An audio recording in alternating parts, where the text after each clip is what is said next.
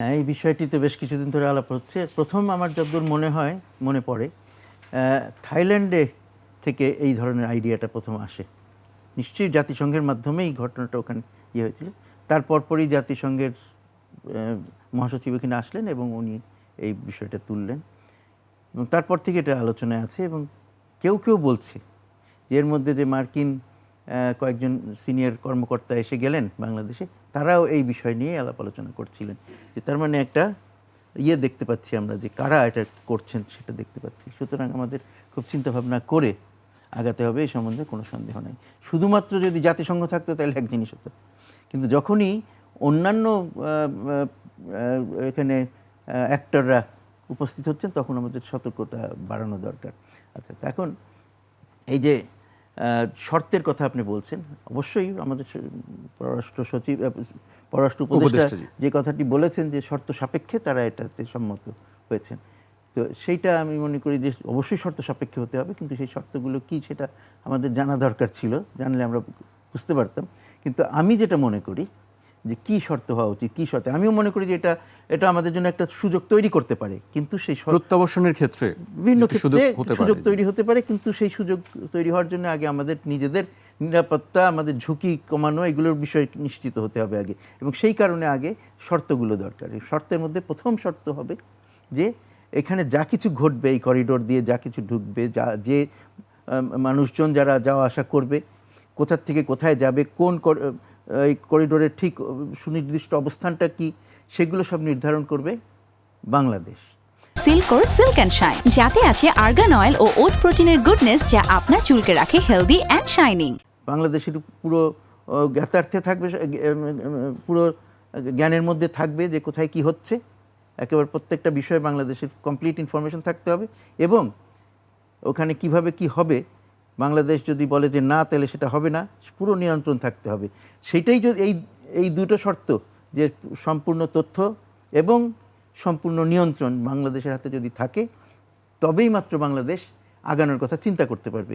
এইটার কমে কোনো আগানোর প্রশ্ন আসে না। তারপরে আরও কি কি শর্ত আসতে পারে, যেমন একটা শর্ত হবে যে যখন এই করিডোরই তোমরা করতে পারো, তাহলে এই করিডোর দিয়ে আমাদের এখানে যে মিয়ানমারের এত লোক এখানে এসে রয়েছে, তাদেরকে ফেরত নিয়ে যাও, তাদেরকে ওখানে নিয়ে সাহায্য, এই করিডোর দিয়ে সাহায্য তাদের কাছে পৌঁছানো যাবে।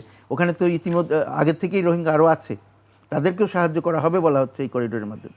ওখানকার অন্যান্য বাসিন্দা এবং যে ডিসপ্লেসড রোহিঙ্গাজ আছে সবাইকেই সাহায্য করা হবে। তো সুতরাং এদেরকেও ওখানে নিয়ে যেয়ে ওখানে ক্যাম্প সৃষ্টি করে তাদেরকে সাহায্য করা, তো সেই শর্তও আমরা ওখানে তুলে ধরতে পারি। এছাড়া আর যেসব শর্ত আছে সেগুলো আমরা বিভিন্নভাবে চিন্তা করতে পারি, দেখতে পারি, যে কিন্তু প্রথম কথা, আসল কথাই হচ্ছে যে কমপ্লিট কন্ট্রোল, কমপ্লিট ইনফরমেশন, এই দুটো যদি আমাদের থাকে একমাত্র, তাহলে আমাদের আগানো উচিত, নাইলে এই বিষয়ে আগানো উচিত না। আরেকটা জিনিস এখানে চিন্তা করতে হবে আমাদের আগানোর আগে, যে আমরা যে কমপ্লিট কন্ট্রোল, কমপ্লিট ইনফরমেশনের কথা বলছি, আমরা কিভাবে সেটা নিশ্চিত হব যে সত্যি সত্যি আমরা কন্ট্রোল করছি, আমাদের নিজেদের উপরে সেই বিশ্বাসটা কি আছে, আমাদের যে এস্টাবলিশমেন্ট আছে, আমরা যদি বলতে পারি না আমরা উই ক্যান, একমাত্র তাহলে এটা যেতে হবে। সুতরাং অন্যান্য প্রশ্ন এসে যাচ্ছে যে আমরা আমাদের দেশে আমাদের যেহেতু এটা অন্তর্বর্তী সরকার, খালি সেই কারণে না, এটা একটা অত্যন্ত গুরুত্বপূর্ণ এবং অত্যন্ত সেন্সিটিভ একটা ব্যাপার, স্পর্শকাতর একটা ব্যাপার, যে কোনো রকমের একটু ব্যত্যয় হলেই আমাদের নিরাপত্তা ঝুঁকিতে আসতে পারে। সুতরাং আমাদের দেশের অন্যান্য যে রাজনৈতিক এলিমেন্টস যারা আছেন, বিভিন্ন পলিটিক্যাল পার্টিজ এবং অন্যান্য যারা আছে, তাদের সাথে বিষয়টা নিয়ে কনসালটেশন করা যায় কিনা, তাদেরকে কনফিডেন্সে রাখা যায় কিনা, তাদের পরামর্শ নেওয়া যায় কিনা, এই বিষয়টা নিশ্চয়ই চিন্তা করতে হবে। কারণ এখন ইচ্ছা করলে সরকার করতে পারে, না কাউকে সাথে না নিয়ে, কারোর সাথে কনসালটেশন না করে একটা সিদ্ধান্ত নিতে পারে, কিন্তু সেই সিদ্ধান্তটা সবসময় সঠিক নাও হতে পারে। আর যদি ভুল হয়, সেটার দায় একমাত্র তাদেরই ঘাড়ে চাপবে।